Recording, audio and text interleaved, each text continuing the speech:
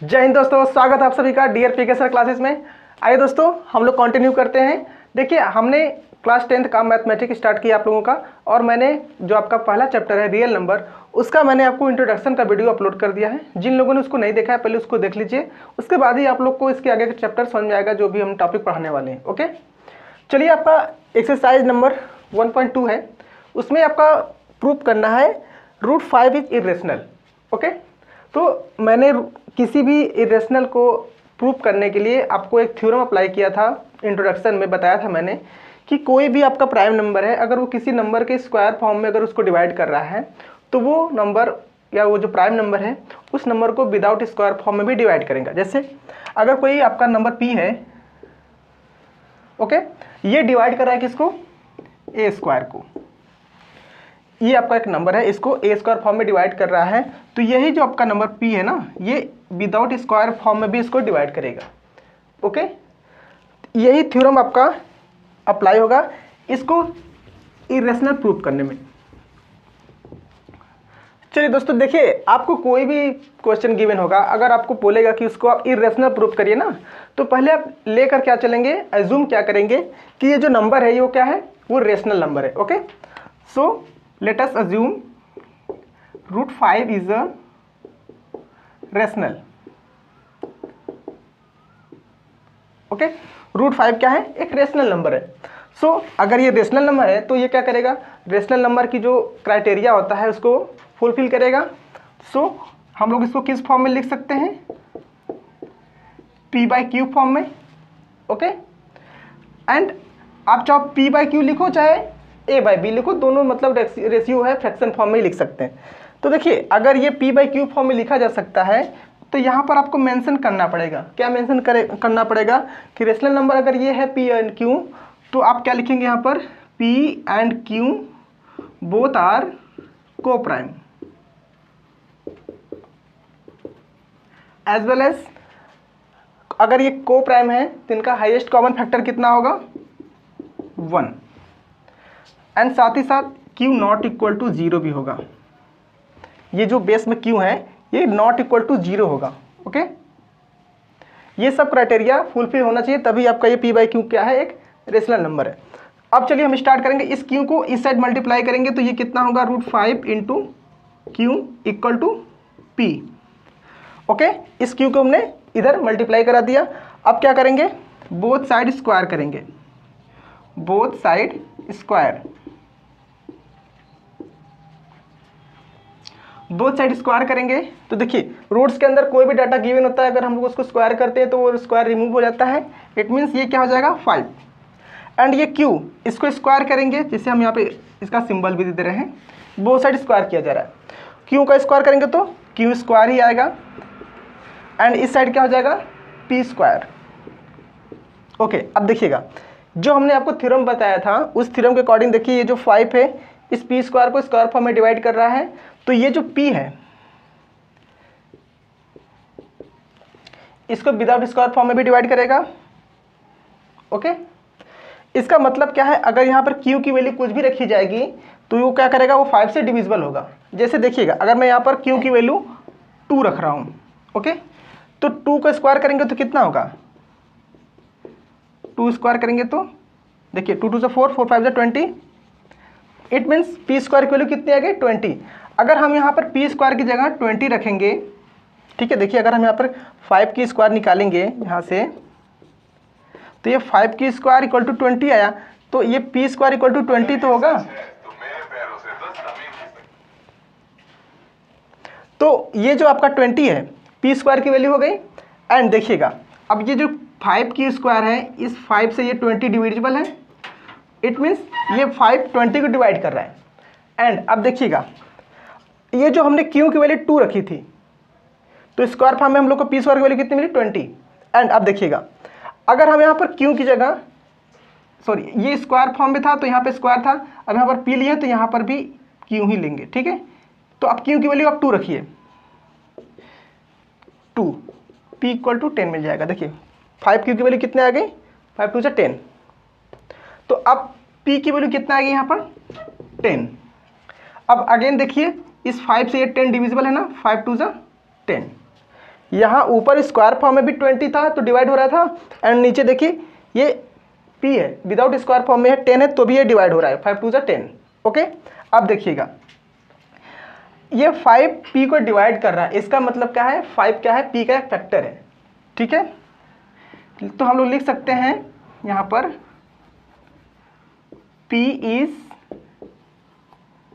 Divide by 5। Okay, p क्या है, 5 से डिविजिबल है। देखिए दोस्तों, अगर ये q कोई भी वैल्यू हम लोग रखेंगे तो वो क्या होगा, डिवाइड होगा 5 से।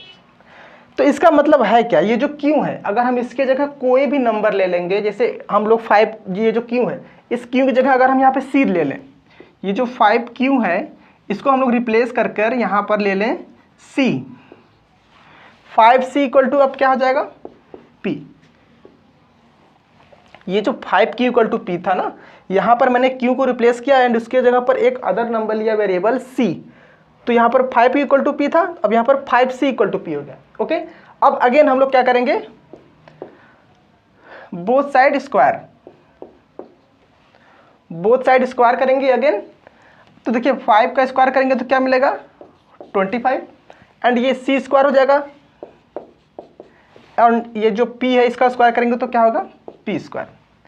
देखिए 25 times of c square equal to ये p स्क्वायर आया है, p स्क्वायर की वैल्यू यहाँ से हम क्या रख सकते हैं 5q स्क्वायर है, क्योंकि p स्क्वायर 5q स्क्वायर के क्या है इक्वल है, तो ये 5q स्क्वायर।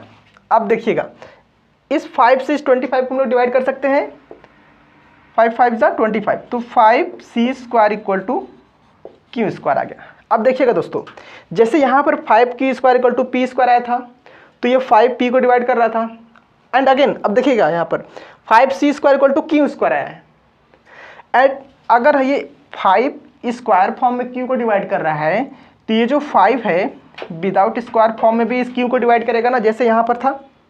ओके, एंड अब देखिएगा यहाँ पर 5 p को डिवाइड कर रहा था तो p डिवाइड हो रहा था किससे 5 से।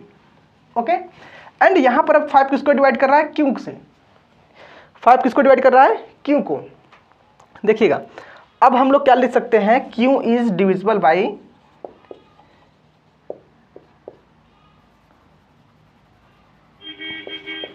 q is divisible by 5।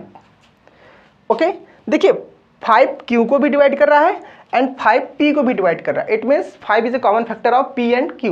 Okay, but हमने जो अजम्पशन लिया था कि p एंड q दोनों क्या है, को प्राइम है, इट मीन्स इसका मतलब क्या है, इनका हाईएस्ट कॉमन फैक्टर 1 होना चाहिए, इट मीन्स इसमें कोई भी कॉमन फैक्टर नहीं मिलना चाहिए। बट हमारा अजम्पशन क्या है, वो रॉन्ग हो गया। क्यों रॉन्ग हो गया, क्योंकि 5 हम लोग को कॉमन फैक्टर मिल रहा है, p को भी 5 डिवाइड कर रहा है एंड यहाँ पर q को भी 5 डिवाइड कर रहा है, so p and q both are divisible by 5। So we can say that जो हम लोगों ने अजम्पशन माना था वो क्या है, रॉन्ग है, मतलब ये जो √5 हमने रेशनल नंबर अज्यूम किया है वो क्या है, इरेशनल है। ओके, आप इसको कॉपी कर लीजिएगा दोस्तों, मैं यहाँ पे मिटा रहा हूँ। देखिए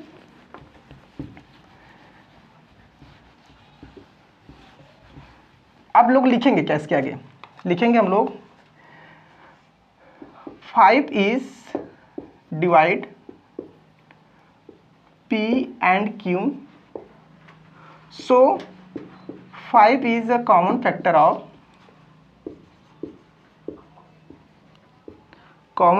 of p and q, so our assumption are wrong, so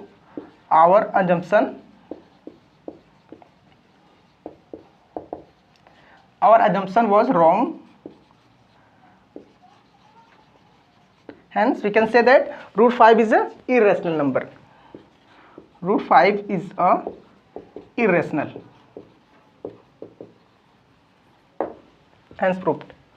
okay दोस्तों, आपको इसी तरह का √2 होगा चाहे √7 होगा, आप इजीली इसी प्रोसेस से सभी का इरेशनल प्रूव कर सकते हैं।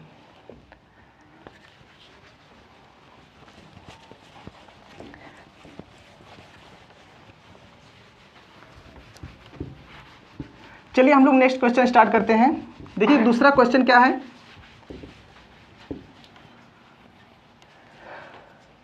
3 + 2 √5 is irrational. 3 + 2√5 is a irrational number. देखिए दोस्तों, ये बहुत ईजी होता है, इसको प्रूव करना काफ़ी ईजी होता है एज़ कम्पेयर टू जो हम लोगों ने अभी प्रीवियस क्वेश्चन को सॉल्व किया ना, उसके कंपेरिजन में ये क्वेश्चन जो इरेशनल प्रूव करना ये बहुत ईजी है। देखिएगा कैसे करेंगे। इसमें भी हम लोग वही एज्यूम करेंगे क्या कि जो इरेशनल प्रूव करना है उसको हम लोग एज्यूम क्या करेंगे, that is a rational number. Okay, so we can write 3 + 2√5 = rational number. Okay, it means जो हम लोग को इरेशनल प्रूव करना हम लोग पहले उसको क्या एज्यूम करेंगे, वो रेशनल नंबर है। एंड अगर ये रेशनल नंबर है तो हम लोग इसको जो इसका क्राइटेरिया होता है P/Q को फॉर्म में लिखेंगे एंड साथ ही साथ P एंड Q जो हमने पिछले क्वेश्चन में लिखा था ना वही सब लिखेंगे। P and Q both are co-prime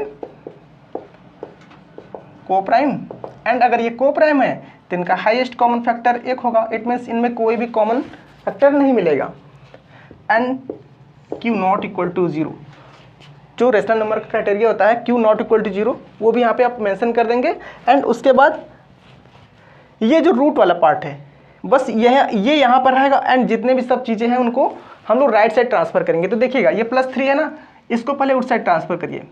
तो 2√5 = ये P/Q है, ये +3 है, लेफ्ट साइड इसको राइट साइड ट्रांसफ़र करेंगे तो -3 होगा।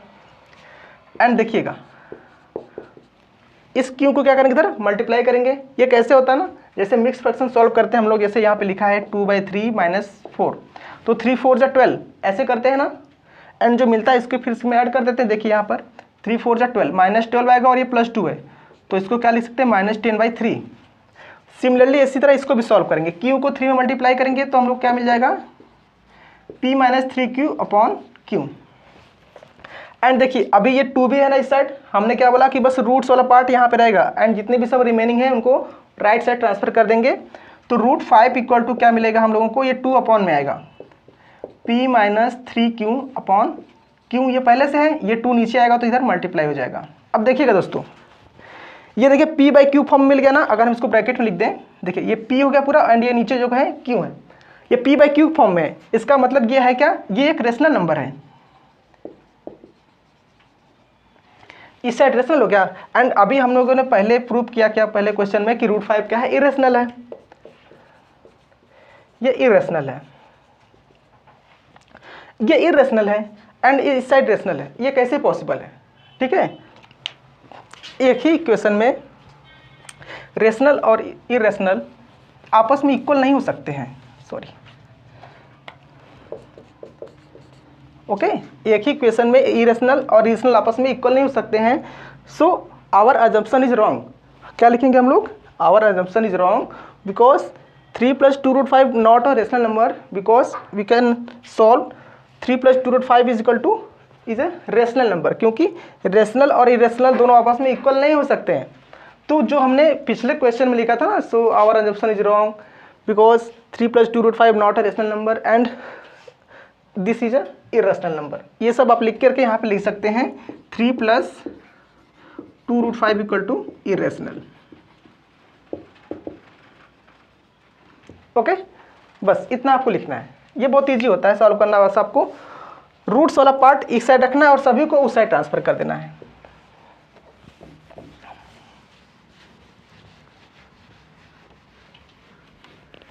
चलिए नेक्स्ट क्वेश्चन हम लोग स्टार्ट करते हैं। 1/√2 को हम लोगों को इरेशनल प्रूव करना है। अब दोस्तों ये जो 2-3 क्वेश्चन है ना बहुत इजी है आपका। ये हम लोग अब थर्ड स्टार्ट कर रहे हैं क्वेश्चन नंबर।